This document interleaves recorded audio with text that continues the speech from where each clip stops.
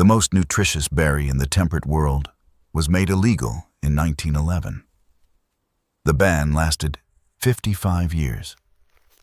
Most Americans still don't know it exists.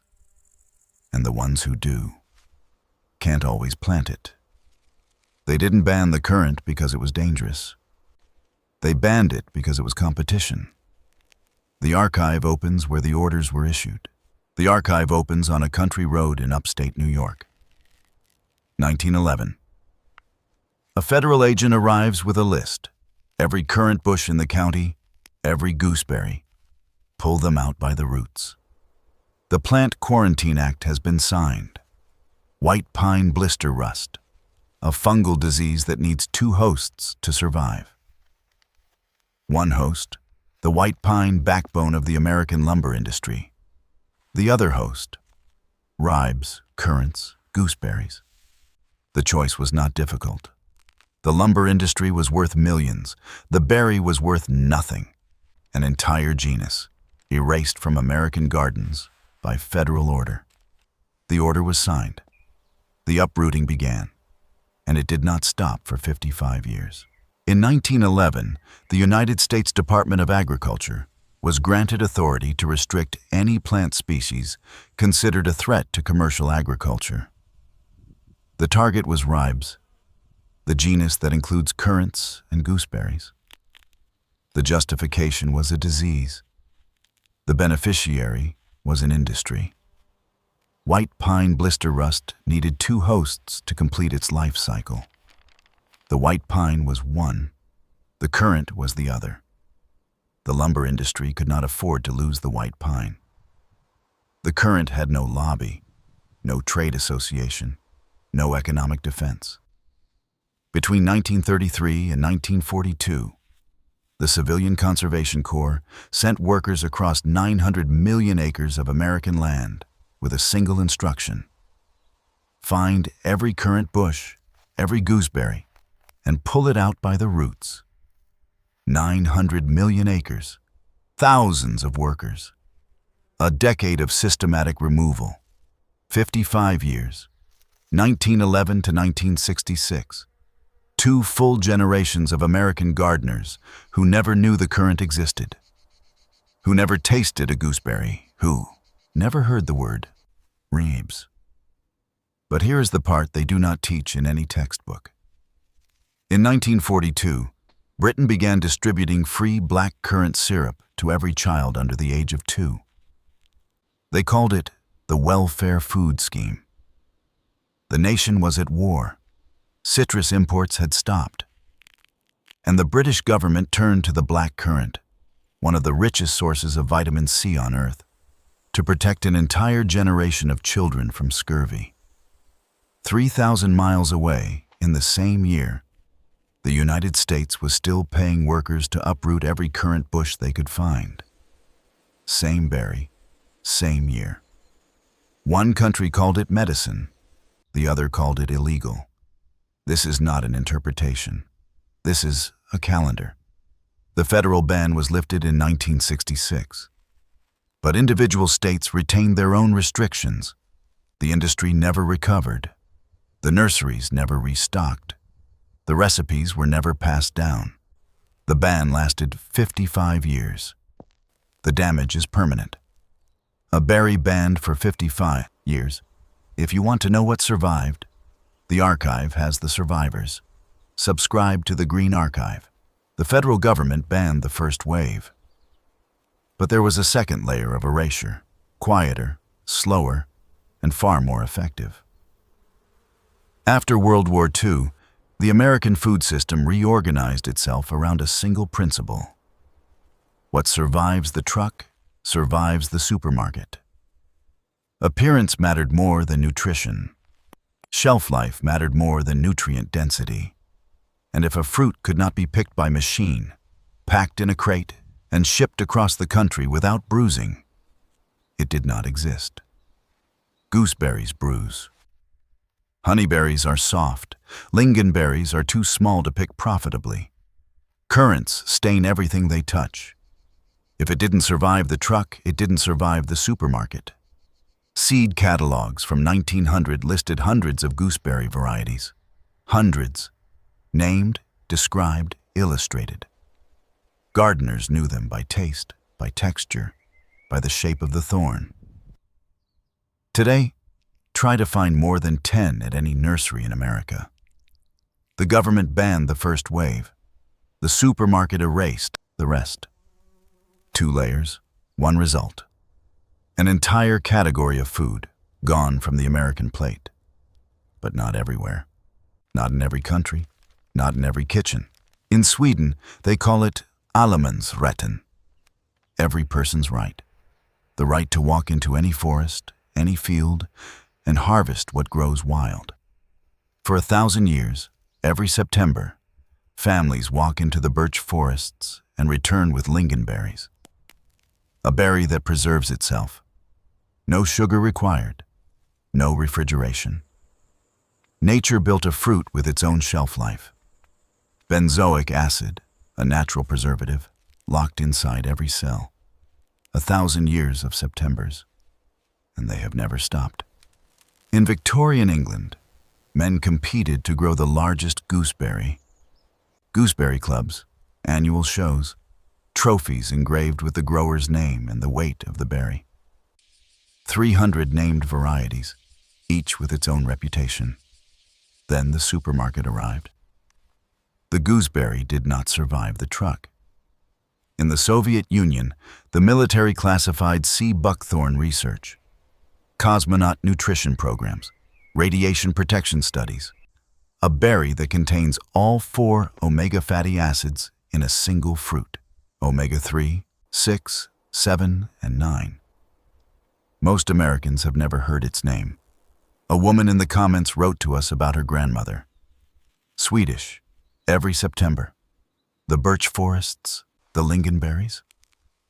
She said her grandmother never bought jam, never needed to. 1,000 years of Septembers.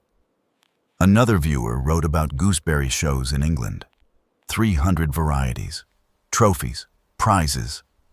Her grandmother grew gooseberries the size of walnuts. The supermarket never carried them. 4 civilizations, 3 continents. 0 contact with the USDA. Same conclusion. These plants are worth keeping. This is not a list. This is a roll call. 6 plants, each one erased from the American food system, by law, by economics, or by both. Currant. Ribes nigrum, vitamin C content, 180 milligrams per 100 grams, 3 to 4 times the vitamin C of an orange. Partial shade tolerant, disease resistant in modern cultivars, produces 4 to 10 pounds of fruit per bush per year. The berry they banned. The most nutritious fruit in the temperate world. And the federal government made it a crime to grow one. Gooseberry. Ribes uva crispa. Thornless varieties exist now. 5 to 10 pounds per bush. Higher fiber content than most berries. Grows in partial shade where nothing else fruits.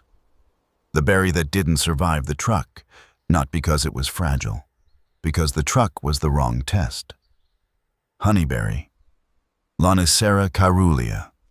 Hardy to minus 40 degrees.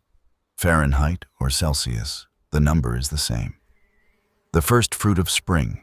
Fruits before strawberries. Siberian, Japanese. The Ainu people of northern Japan called it haskap, the berry of long life and good vision. The berry nobody told you about. Lingonberry. Vaccinium vitis 6 to 12 inches tall. Evergreen, contains benzoic acid, a natural preservative built into every cell. A berry that stores at room temperature for weeks without spoiling. The berry that preserves itself. Nature built a fruit that doesn't need your refrigerator. Aronia. Aronia melanocarpa. The highest anthocyanin content of any fruit measured on Earth. 15 to 30 pounds per bush per year. Drought tolerant, disease resistant. Planted as ornamental landscaping in parking lots and shopping malls across America. The berry hiding in plain sight. 30 pounds of superfood rotting in parking lots because nobody told the landscapers what they planted. Sea buckthorn. Hippophae rhamnoids. All 4 omega fatty acids. 3, 6, 7, and 9. 12 times the vitamin C of an orange. Nitrogen fixing. It improves the soil it grows in. The berry they classified. The Soviet military didn't share everything. 6 names. 6 survivors. Each one outproduces most fruit trees in a fraction of the space. Each one was either banned by federal law, erased by the supermarket, or both. 6 plants, erased by law and economics. If you want to grow them, the archive has the protocol. A viewer wrote to us about a house built in 1850, abandoned for decades. The roof had caved in, the porch had collapsed. The county had written it off, but someone walked the property and found currant bushes still fruiting, gooseberry bushes still alive. Walking onions had walked across the entire yard, multiplying, spreading, reclaiming the ground around the foundation. The banned garden had survived, not because anyone tended it, because the plants were engineered to persist. Modern nutritional science has spent the last 2 decades confirming what grandmothers already knew. The vitamin C in currants, the anthocyanins in aronia, the omega fatty acids in sea buckthorn, the preservative chemistry in lingonberries. The science caught up. The grandmothers were ahead. The evidence was never lost. It was growing in the backyard of a house nobody lived in. For 170 years, the evidence exists. The plants exist. The question is whether you will plant them. Before you plant a currant or a gooseberry, check your state. The federal ban was lifted in 1966, but individual states retained their own restrictions. In 2026, there are still states in America where planting a currant requires a permit, or is prohibited entirely. The most nutritious berry in the temperate world. Still restricted. Read that sentence again. But every one of these plants grows in a container. Every single one. And here's the protocol. Currant, 5-gallon pot. Partial shade. 2 to 5 pounds of fruit per bush, even in a container. Choose disease-resistant cultivars if you are in a restricted state. Some states permit resistant varieties. Gooseberry, 5-gallon pot, partial shade. Choose the thornless variety. Captivator if you have children or small spaces. 5 to 10 pounds per bush. Honeyberry, 5-gallon pot. You need 2 different varieties for pollination. They cannot self-pollinate. The first fruit of spring, while your neighbors are still waiting for strawberries, you are harvesting. Lingonberry, 2-gallon pot, 6 inches tall, fits in a window box. The smallest banned garden you can build. Evergreen, beautiful year-round. Aronia, 7-gallon pot, full sun, 15 to 30 pounds of fruit per bush. The single most productive plant on this list. If you only grow one, grow this one. Sea buckthorn, 10-gallon pot. You need both a male and a female plant for fruit. The most challenging of the 6, but doable. The only fruit on earth with all 4 omega fatty acids. Every banned berry grows in a container. Specialty nurseries carry all 6. Online ordering is available. For restricted states, resistant cultivars exist. Check your local extension office for approved varieties. Self-preserving. The lingonberry with benzoic acid in every cell. Self-propagating. The strawberry runner principle, spreading without permission. Concentrated pharmacy. Aronia, with more anthocyanins than any fruit ever measured. These plants were not designed for supermarkets. They were designed to survive. You do not need an orchard. You do not need acreage. You do not need permission from a supermarket buying committee. You need a pot, a bush, and the decision to grow what they erased. A pot, a bush, a decision. The banned garden starts on your doorstep. You are not planting a garden. You are rebuilding the garden they banned. Every currant bush you plant is a federal witness. Every gooseberry is a living archive. Every lingonberry is 1,000 years of September. What grows in your banned garden? Tell us in the comments. The archive collects living evidence. One pot, one decision. The garden grows back. The archive closes. But the banned garden grows back. It does not require an orchard. It does not require acreage. It does not require permission. It requires a pot, a bush. And the memory that the most productive food plants on Earth were never trees. They were the small, quiet, relentless species that governments banned and grocery stores ignored. The Green Archive. Subscribe to the Green Archive. We excavate the food they erased.